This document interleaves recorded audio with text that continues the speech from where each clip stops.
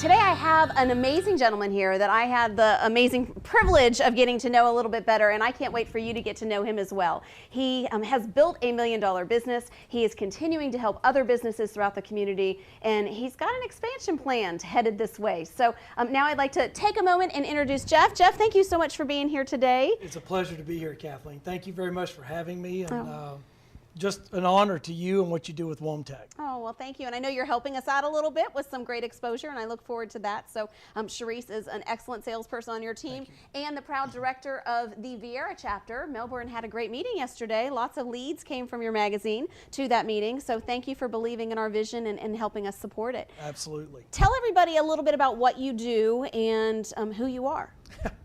Well, the best way to tell you who I am is I'm an ex-high school and college basketball coach that kind of got out of it at the end of the '89 season. My little girl was 2, and buying one of those $200 tutus for a 2-year-old said, basketball is never going to support this. And from that point on, I ended up with 3 kids. They're all either in or out of college at this point.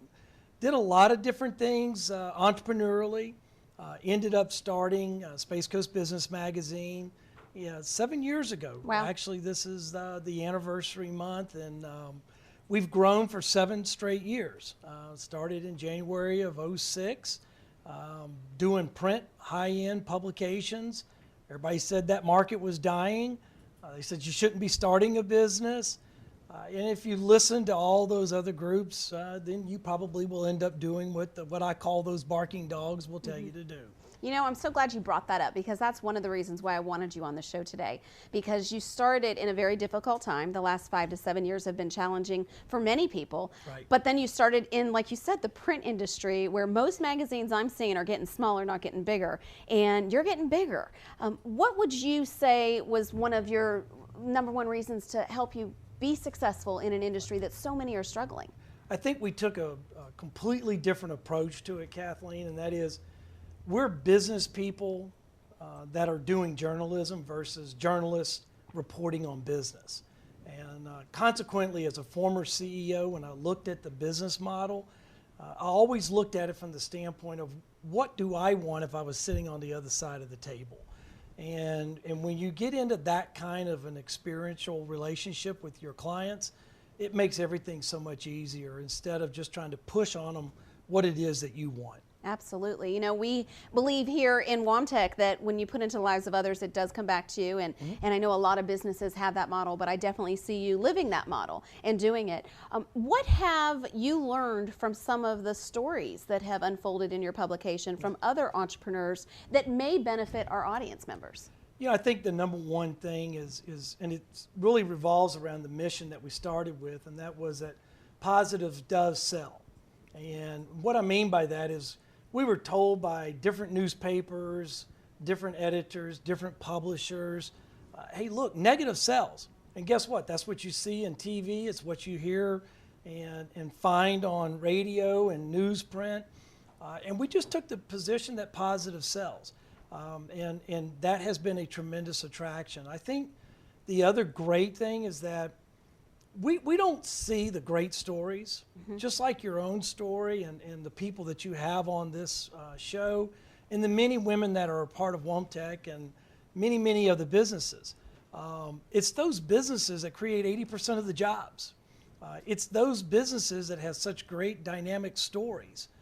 It's those businesses that's the heartbeat of our country, and there's a lot of us that are out there that are really good people that understand the principles and values that make things good. And that's been very reassuring to watch as our businesses grow. I'm so glad to hear you say that, because I know personally, just watching live right now, we have several businesses that are exactly what you say. You know, they're good people with a good strategy and a good heart that have struggled over the last 5 to 7 years, or maybe successful and doing well.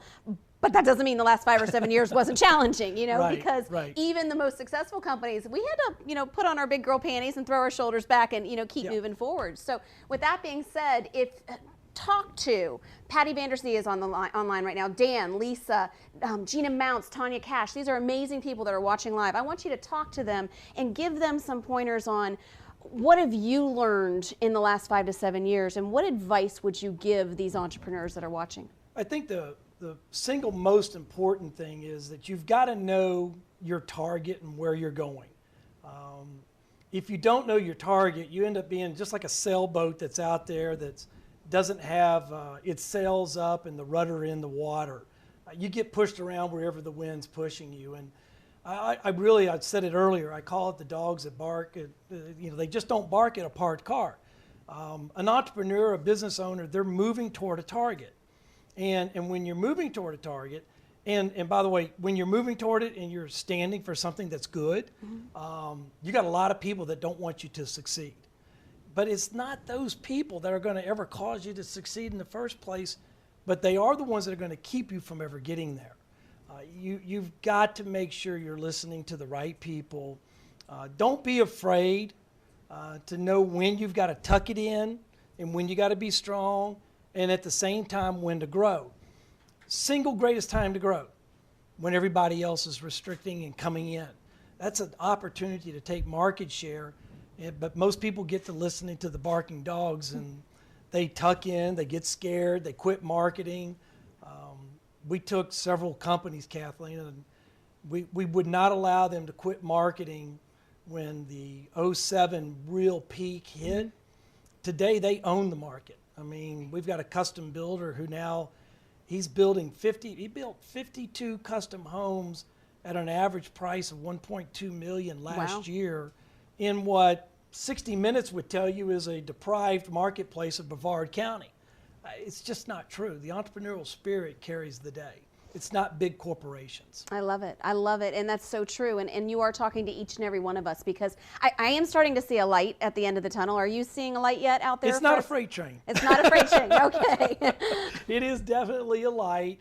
And I think strategy-wise, a lot of people hear about how entrepreneurs create the jobs. What they don't understand is that all businesses are meant to grow. Big businesses grow because they have to acquire. And when they go through acquisition, that means that you have to go through subtraction of jobs. If I acquire your business and you have 1,000 jobs or employees and I've got 2,000, you would think that means we got 3,000 employees. It doesn't. It means we got 2,500. Entrepreneurs are the ones that are growing, and they can add people and resources so that they can continue to grow. And that's the major difference. And that's the reason why, if you focus on the entrepreneur, you'll create jobs, which will then create the economy that everybody is looking for. Okay, that's dead on accurate. I completely agree with everything you just said. So thanks for sharing that. You've done so many profiles, right, and I'm not sure if you still have the time to read each and every one of them, but in all of the years that you've been doing this, have you found any common denominators with successful CEOs or successful entrepreneurs? Yeah. Is there a spirit? Is there, something that they've said? What kind of advice have they taught you? I think most people would be very surprised that all successful CEOs, entrepreneurs that are growing, they read, number one. I mean, they'll, and it's not Agatha Christie novels. It's, really, they read about how to help themselves, and then they read about the things about their business. The second thing is you'd be very surprised at the morals and the values and how centered all of them are. Everybody may be of a different religion or a different faith, but the values and the morals match up exactly the same. And that's a common denominator that you will find amongst all successful ones. The greed pieces that you hear about in the newspaper, look, you're hearing about them because they failed because they were greedy. Right. And you may be experiencing one at a temporary time. We forget that the whole story gets told later. And you got to stay the course with the values, the morals. Read and invest into yourself, and it will come out in your business. I think it's funny because the first time we really met and got to know each other when we met with Sharice, right, I remember talking to you, and that's why I was so excited to have you on the show and so excited to get to know you a little bit better, because I kind of saw the sparkle in your eye as we communicated, and you were like, you looked at Sharice at one point in time, you said, she gets it. And when you connect yourself with people that are the positive people, that are the ones that are going to help you, that are the ones that will lift you up or tell you when you need to step back, you know, but in a positive way, they get it. And that's what I've discovered, is there is a course. Surround yourself with people that are positive, professional, like-minded people that get it, that and then let them teach you and grow on the way up, which is important. Kathleen, it's so remarkable you say that, because I've always, as a basketball coach, just used simple language. You know, they get it. What does they get it really mean? And what the listeners need to understand is that the people that get it will never drown your spirit. It's the ones that don't get it that will tell you why you can't do something.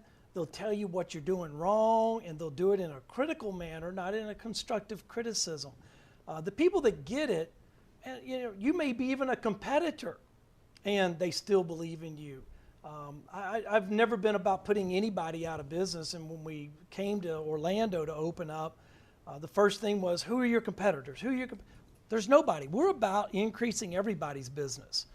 There's plenty of business for all of us, and that's the reason why it works. I completely agree. Once again, because, you know, I think it is really important to know that when they get it, they know that you're going to be successful with I4 Business, no matter what competition that's out there, no matter what's in your way, because you believe, A, that you're moving forward with this vision with integrity and with the right morals and the right strategy, and to help other businesses, to really help them. And I've seen your publication. I'm honored to be able to be in it soon, so that is really cool.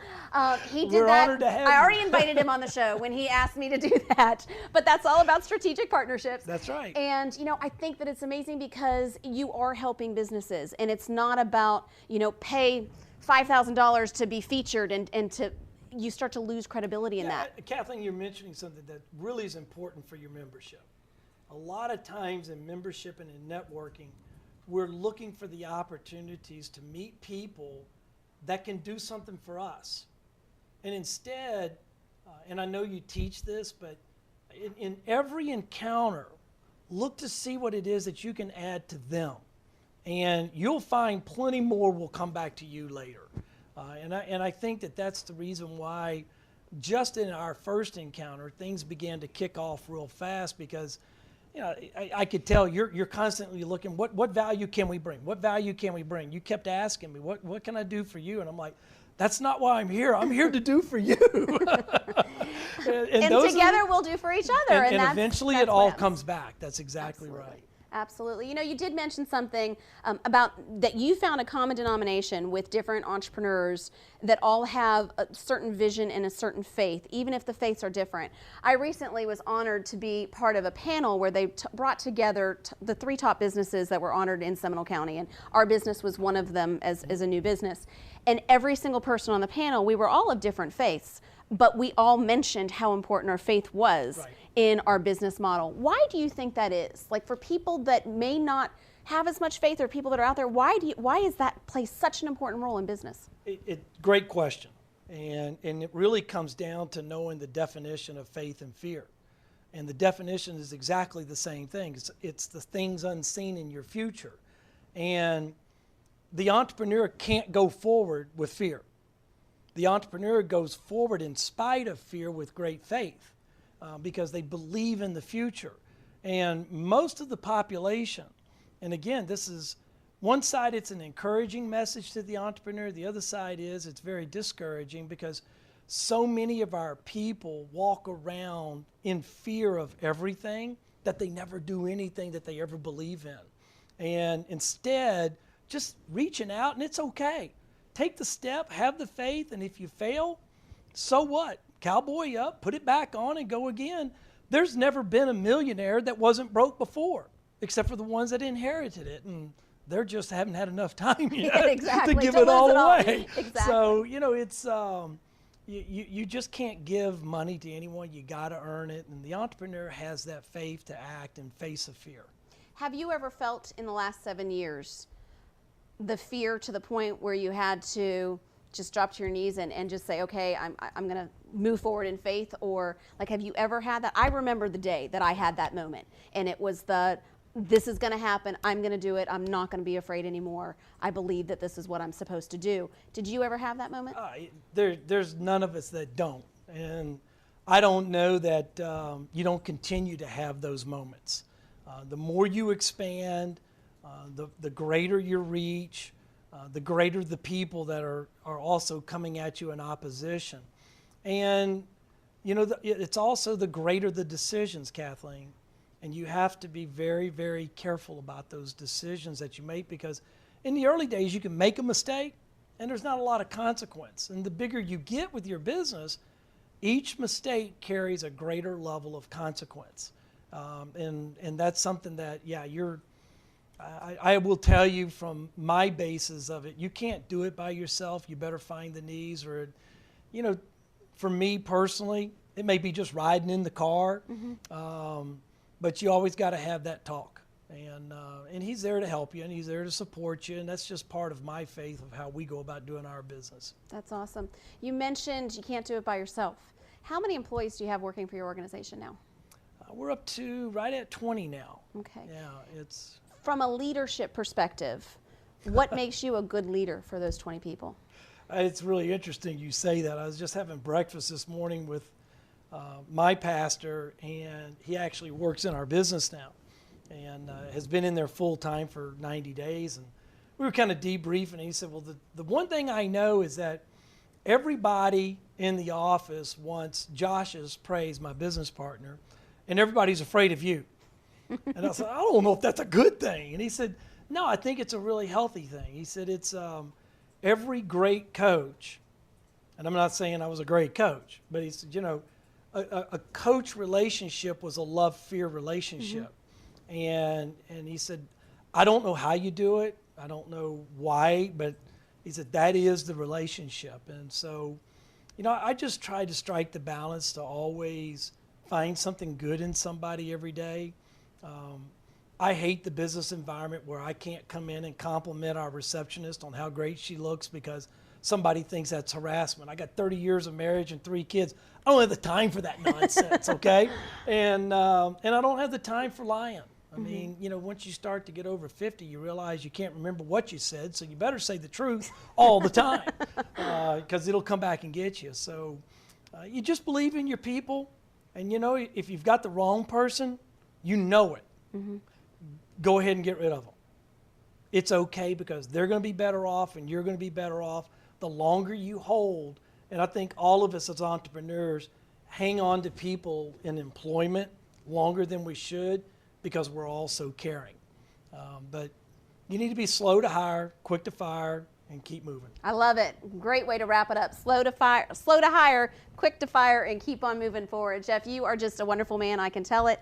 It shows, and you know, it's amazing because having an employee feel comfortable enough with you to tell you how you're viewed, that's such a powerful tool because we do need to listen to our employees because he basically told you what is important for Josh to do and what is important for you to do, and that's a skill that every business needs to know. Everyone, you know? That's exactly right. And it's always great to look in the mirror. Right, absolutely, absolutely. It was a pleasure to have you here today. It's a great pleasure. Thank you for letting me come on. My pleasure. I look forward to working with you more. I4 Business, a new publication coming to town, so I will be sure to make sure that we get as many copies to you as possible very soon.